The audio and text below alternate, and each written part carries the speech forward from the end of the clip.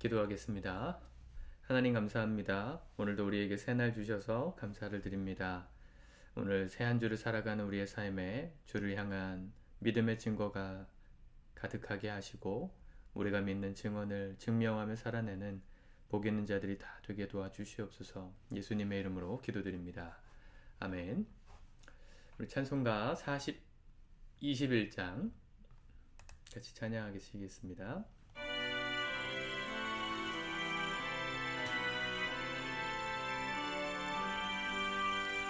다 찬양하여라 전능왕 창조의 주께 내 혼한 주 찬양 평강과 구원의 주님 성도들아 주 앞에 이제 즐겁게 찬양하여라 다 찬양하여라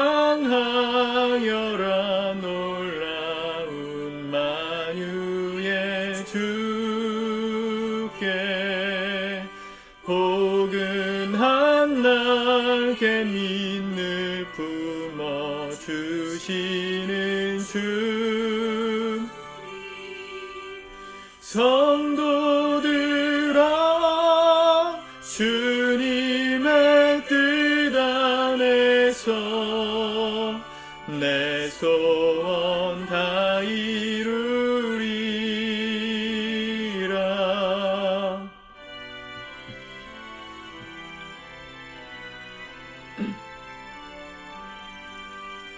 다 찬양하여라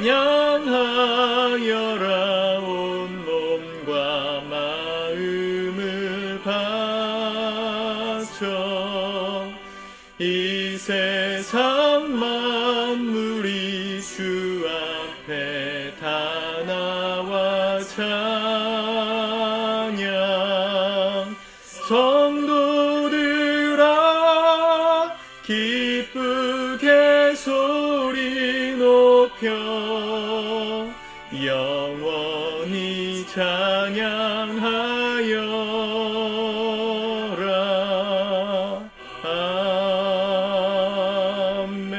아멘.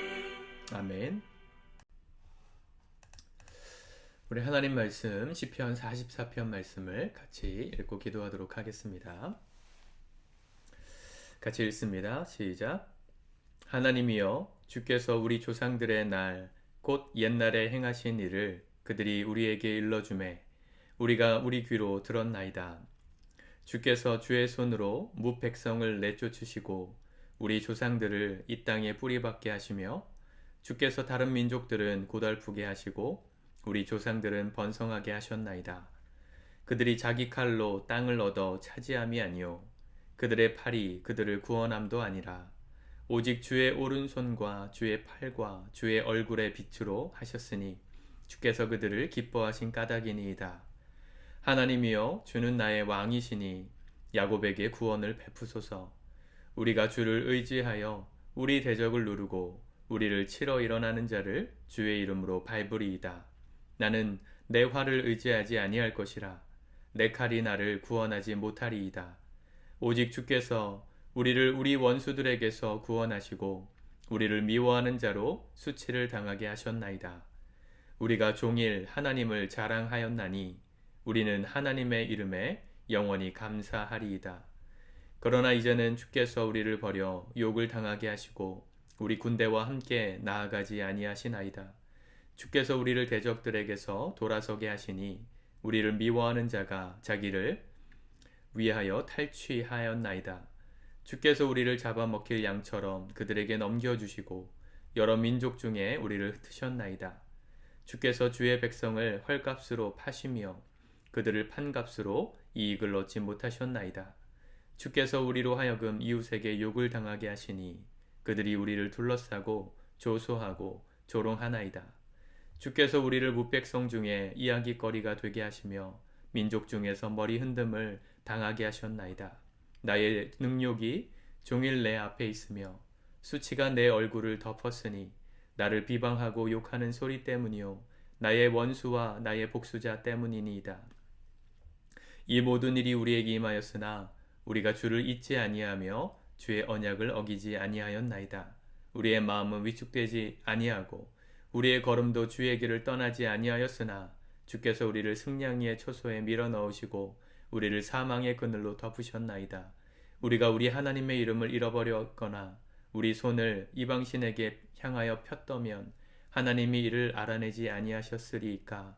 무릇 주는 마음의 비밀을 아시나이다.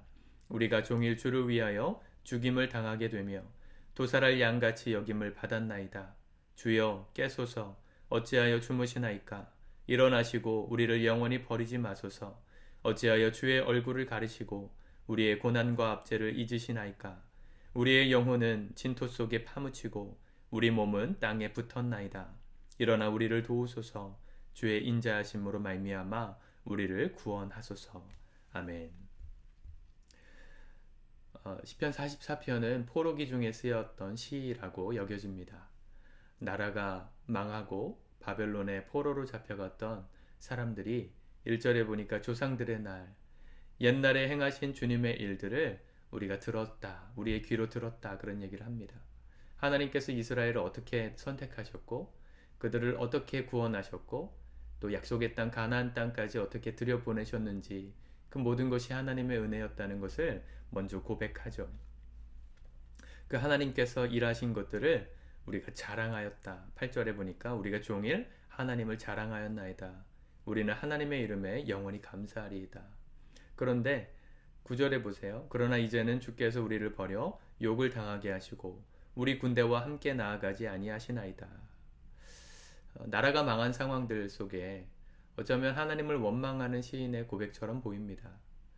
실제로 그렇습니다, 여러분. 나라가 망할 때 이스라엘 민족이 망했잖아요. 죄로 하나님을 섬기지 않고 이방 민족을 섬기고 방탕하고 방종했던 그들의 죄로 인해 망했는데 잘 생각해 보세요. 그 땅에 신실하게 하나님을 믿었던 사람들은 없었을까요? 여전히 있었을 것입니다. 선지자들이 그런 사람들이었잖아요. 끝까지 하나님 편에 서서 하나님의 율법과 또 그분의 뜻에서 벗어나지 않는 삶을 살아가고 있던 사람들도 있었습니다.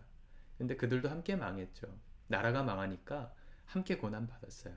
다니엘 같은 사람이 그 시대에도 있었지만 포로기 가운데 고난받고 타지 생활하면서 죽음의 위기를 여러 번 넘기는 의인이 악인의 죄로 인해 고난받는 시간이 있었단 말입니다.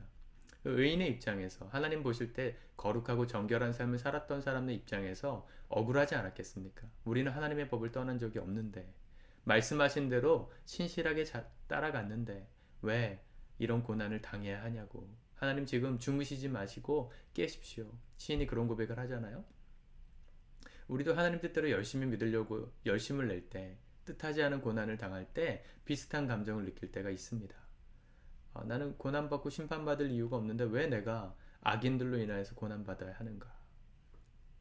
여러분, 그런 상황들 속에 하나님은 무슨 일을 하고 계실까요? 사실은 공동체가 중요한 이유가 여기 있습니다. 나라 공동체, 교회 공동체, 또 우리가 속한 모든 가정 공동체, 직장 공동체, 공동체가 중요한 이유는요, 우리가 속한 공동체의 아픔을 나의 어떠한 허물과 상관없이 당할 수도 있기 때문에 공동체가 중요해요. 여러분, 인생은 혼자 사는 것 같지만 사실 함께 사는 겁니다. 우리나라에 전쟁이 났다고 생각해 보세요. 북한이 쳐들어 내려오고 또 중국이나 러시아가 이 한반도 땅을 다시 침공하기 시작했다. 그러면 내가 오늘 어떻게 하나님 앞에 살아가는 것과 상관없이 우리는 전쟁의 포화 속에 고통받으며 하루하루 연명해야 될 것입니다. 그럼 그때 우리가 어떤 기도를 드릴까요? 시인의 고백을 드리겠죠. 하나님, 잠잠하지 마시고 이 악인의 세대에 우리가 아픔을 당하고 있는 이 세대에 주님 우리를 불쌍히 여겨주십시오. 우리를 구원해 주십시오. 26절처럼 일어나 우리를 도우소서, 우리를 구원하소서 기도하지 않겠습니까? 하나님은 그러면 불의한 하나님이신가요? 공평하시지 못한 하나님처럼 느껴지십니까? 그렇지 않아요.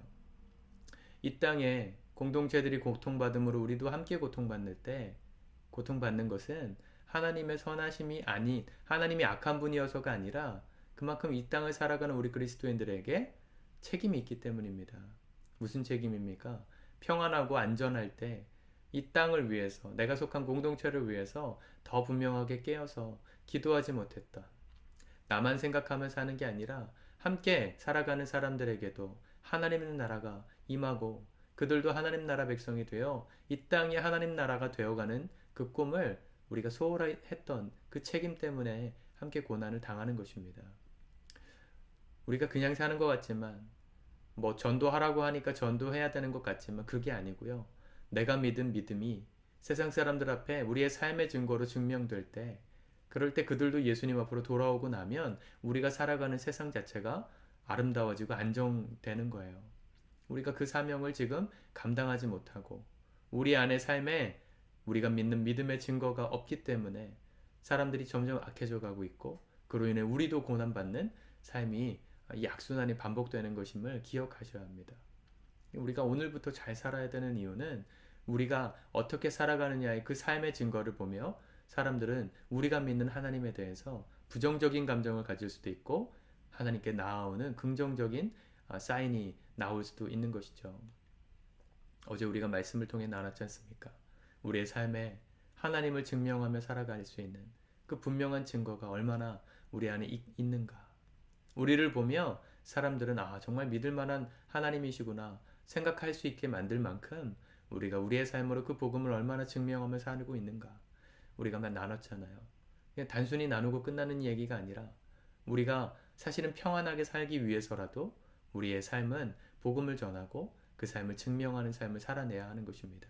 그래야 더 많은 사람들이 주께로 돌아오고 그 결과로 우리가 함께 살아가는 이 공동체가 안정적이고 또 평안한 진정한 평화가 임하는 땅이 될 수 있기 때문이죠. 세상의 평화는 그렇게 이루어지는 것입니다. 힘과 무력으로 억지로 평화를 억압하여서 누군가의 평화를 억압하여서 내 평화를 지키는 것이 아니라 정말 예수 그리스도 안에서 우리가 다 하나님 나라 백성이 되므로 이 땅에 안정이 찾아오는 그 놀라운 축복이 우리 그리스도인들에게 책임으로 있다는 것이죠. 여러분 억지로 당하는 것 같은 억울하게 당하는 것 같은 고난이 우리에게 있을 때 기도하셔야 돼요. 하나님 내가 내 삶을 나에게 허락하신 이 삶을 더 잘 살아갈 수 있게 은혜를 베풀어 주십시오.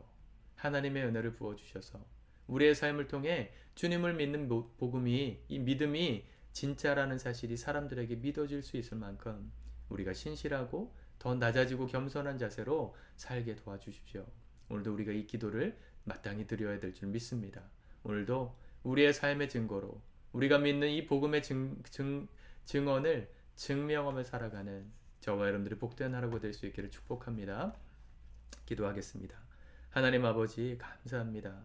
주님께서 주시는 말씀으로 우리가 오늘 이 하루도 잘 살아내길 또 한번 결단합니다.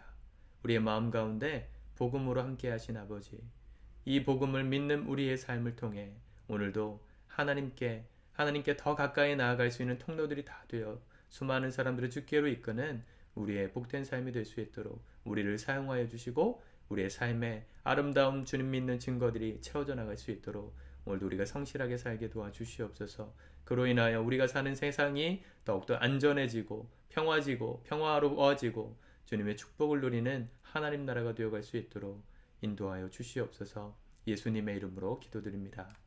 아멘.